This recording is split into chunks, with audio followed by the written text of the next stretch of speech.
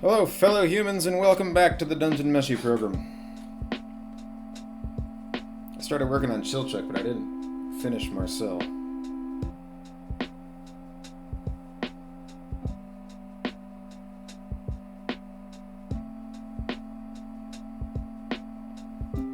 I am really trying to get the most out of... That's something that drawing for this show has helped me with quite a bit. Is I used to be so bad about working in thumbnail perspective, and now I really get in there because I want you to be able to see it.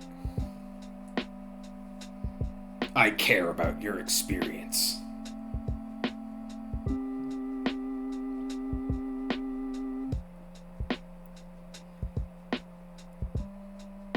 I do have to say, so we're up to 37 subscribers now as of recording,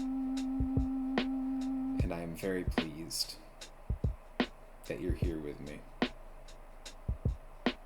I know not everybody's watching every video, nor would I expect you to, but I really appreciate you being here just in general. It's nice to have somebody to talk to.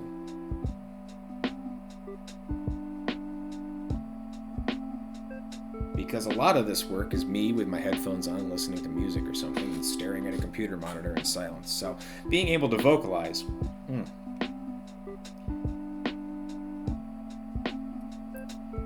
and when I hear back from you in the comments, even better.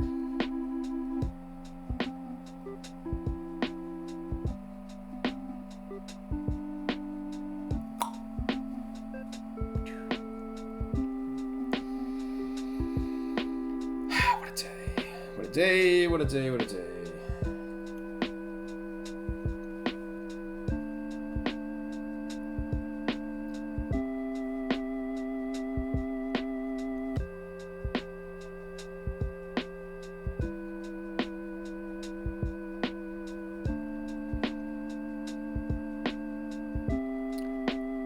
One of my favorite things about drawing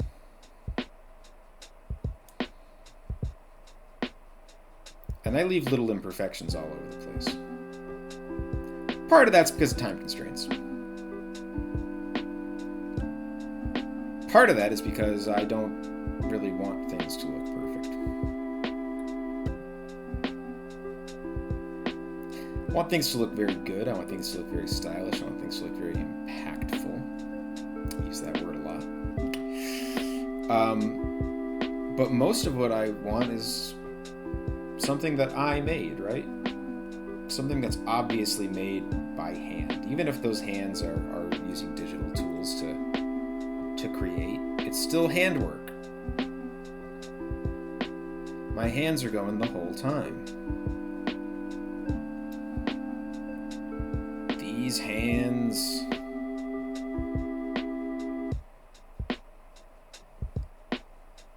And that means little imperfections, happy little accidents, as a certain famous painter with an afro might say.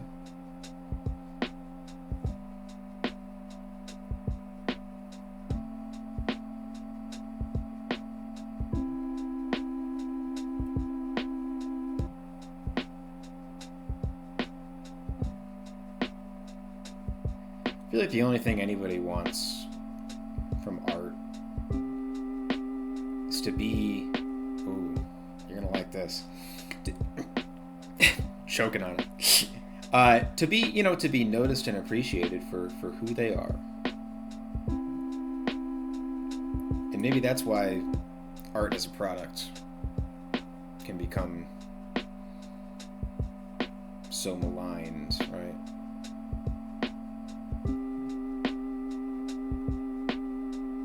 Because it's like it becomes less about expression and more about making money. Which there's a place for that. As long as it doesn't, totally rob you of your ability to create passionately, from the heart.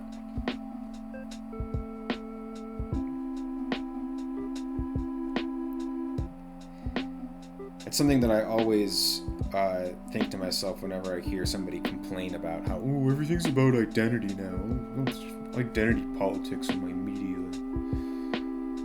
It's not real life. And it's like, what the hell are you talking about? That's like the realest thing. Discovering who you are. Being able to exist in the world as who you are. Being accepted by people for who you are. Being allowed to live openly and freely. Being true to yourself.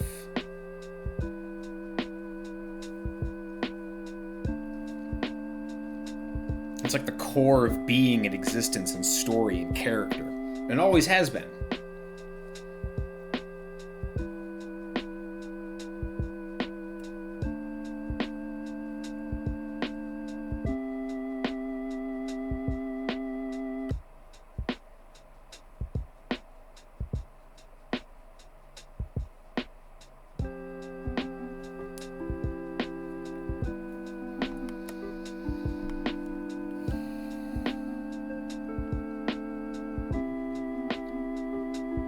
I feel like I might be reacquiring an old bad habit of mine, which is death gripping the pen. And I've been noticing some soreness in the thumb, which I think might be related to that.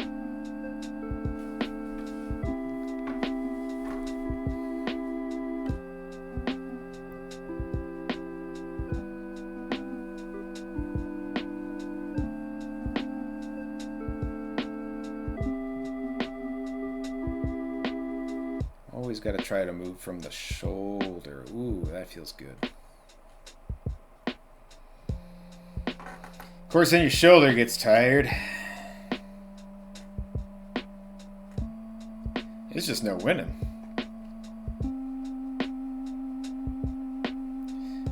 The real victory is in self-care.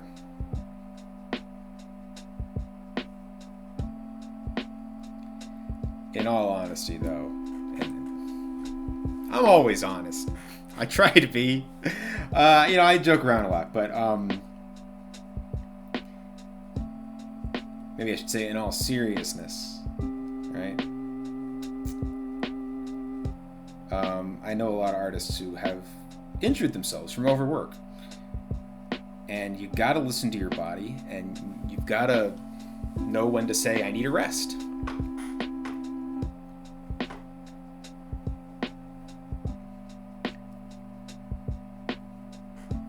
Because ultimately, the person who will be most harmed by your lack of care for yourself is you. If I put myself in a position where I wasn't able to draw anymore, ever, because I injured myself, I'd be crushed. Much better to take a day off or a week off than to be forced into retirement, right? Or have to get surgery.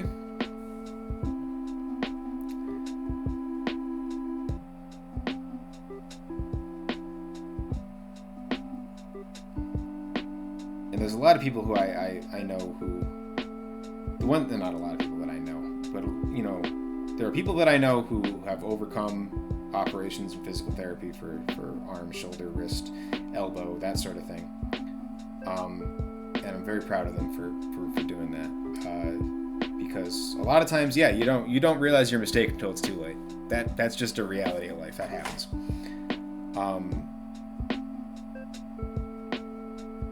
But I makes me even more want to say, like, pay attention now, especially if you're young. If you're anybody, really, pay attention. But if you're young and you want to do art for a long time, pay attention to what your body's telling you. Here, here, here, here. All of these things are places that can act up on you.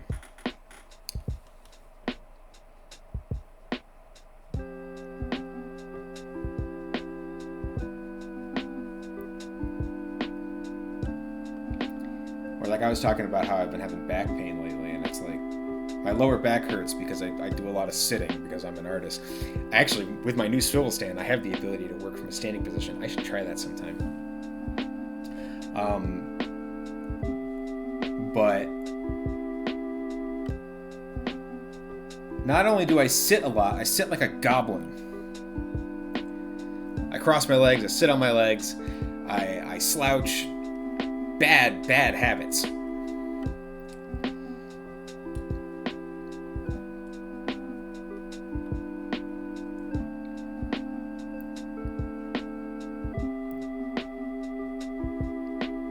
And stuff that when I was a kid, people would tell you how to sit, right? I wonder if this is still a thing. When I was a kid, I sat much like I sit now as an adult, but maybe a little bit more spastically because I was young and full of energy. And people would, adults, teachers, etc., would tell me how to sit. They wouldn't tell me why. They just say, sit like this, feet on the floor, back straight, head up, blah, blah, blah, all that crap. Not why, just do it. And so as a result, it was like, screw you. Sit however the hell I want. I feel like if we had had some kind of legitimate discourse on ergonomics and bodies and how they grow old and how the behaviors and the activities you establish when you're young come through life with you. It might have been different. I might not be the goblin that I am today. Hey, check it out. First pass highlights. All right, so first thing we're going to do, fade this down. Now, here's the real question. Second pass highlights or second pass shadows? Second pass highlights first, because I'm still not 100% sure we're going to do second pass shadows. That's what all the heavy black was for.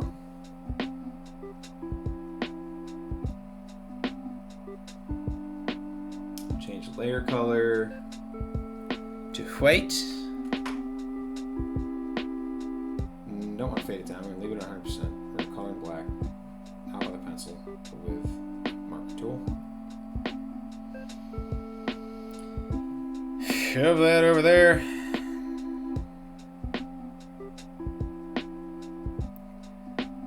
And eyeballs.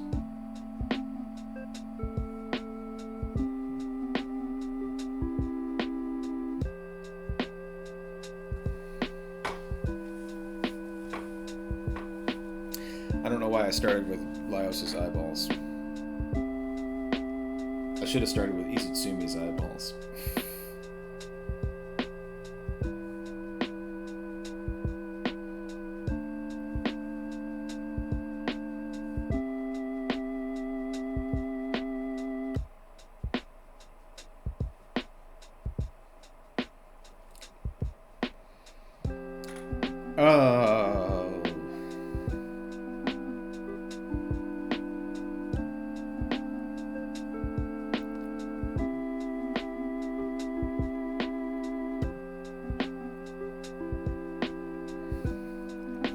It's gonna look pretty cool.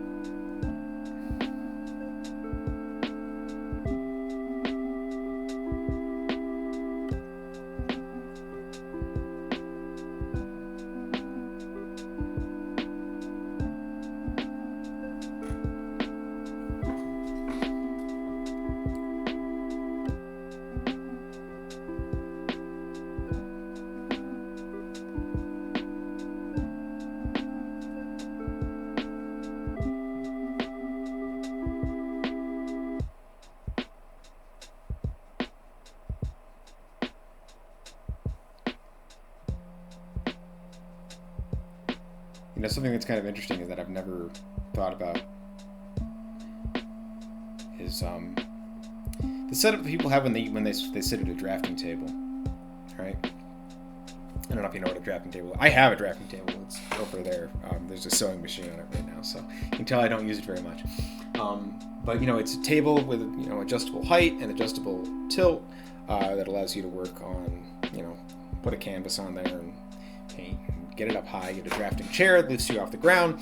And I've always wondered, why is those things? And I'm coming to realize it's because it kind of forces you into a good posture. Something that being on the ground does not.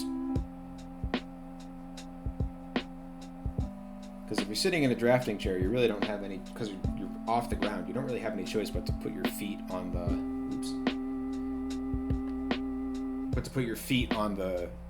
bar and sit correctly. So it's like I can see the appeal of that.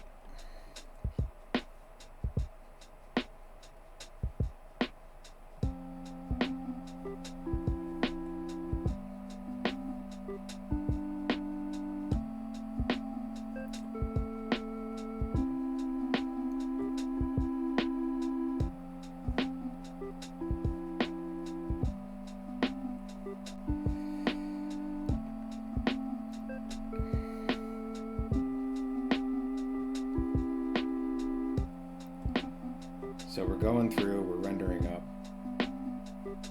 each layer a little bit lighter and a little bit higher.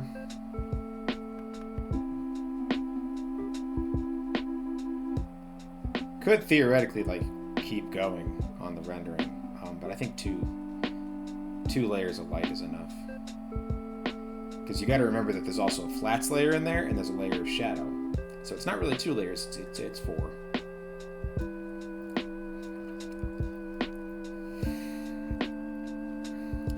You don't want to over-render. Although with my kind of style, which I don't even know what the name for it really is. Somebody told me it was like cel-shaded, but that doesn't seem right to me. As is previously established, my vocabulary is not super great.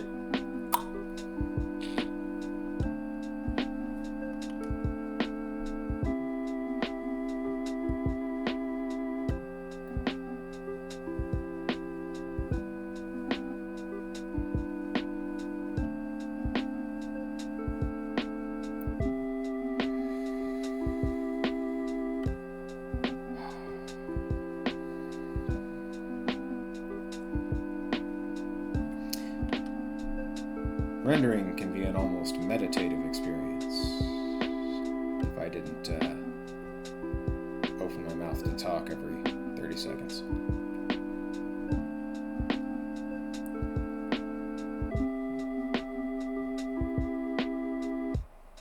Think on that until the next time we meet, which will be tomorrow. Hey, thanks for joining me today. Stick around for the plug and we'll see you then. Hey, thanks for watching today's video. If you liked what you saw, like, comment, subscribe. If you're learning to draw, you know somebody else who's learning to draw and might get something out of this, maybe suggest the video to a friend. That always helps me out a lot. Hey, if you're looking to contribute financially to this whole situation, check out my Ko-fi page or my Substack, link in the description. I got a free newsletter on the Substack that you can follow to catch up with anything that I might be doing, including videos, comics, illustrations, etc. There's also going to be membership tiers where you can get access to exclusive video series like Drawing Through Dragon Ball, or to my Leaded Pulp comic magazine, which is coming out for its first issue in July. So hey, check out these things, and I'll see you next time.